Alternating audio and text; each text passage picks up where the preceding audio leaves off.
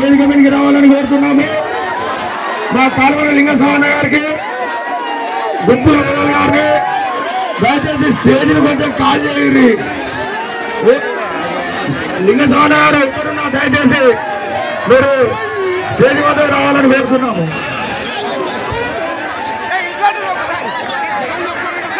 మరియు సీతానగర్ నుంచి, విఠల్ నగర్ నుంచి, జిఎం కాలనీ నుంచి మరియు అన్ని ప్రాంతాల నుంచి వెళ్ళి విచ్చేసినటువంటి మా యాదవ సోదరులకు మరి మా కుమారన్న గారికి అందరికీ పేరు పేరున ధన్యవాదాలు తెలియజేస్తున్నాం.